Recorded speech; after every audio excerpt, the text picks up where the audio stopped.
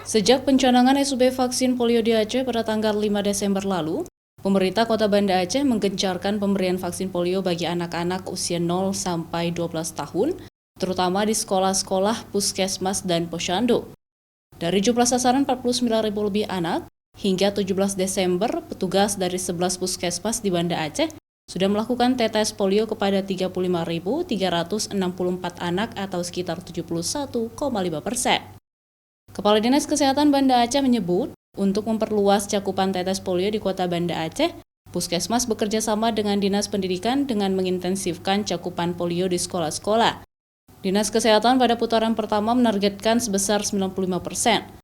Dinas juga meminta Puskesmas untuk memetakan sekolah mana saja yang cakupan masih rendah agar dapat dilakukan intervensi.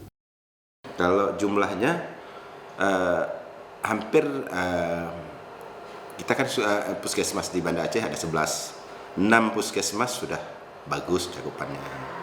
Yang 5 lagi masih ada yang 70-an, kemudian ada yang paling rendah yaitu 45%. Artinya yang perlu kita perhatikan yang 45 ini ada apa di sini.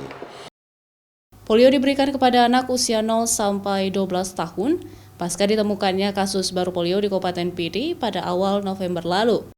Melalui petugas puskesmas yang bekerja sama dengan sekolah dan petugas posyandu di desa, mengintensifkan vaksinasi polio seperti yang diminta oleh Menteri Kesehatan agar tuntas hingga akhir Desember tahun ini.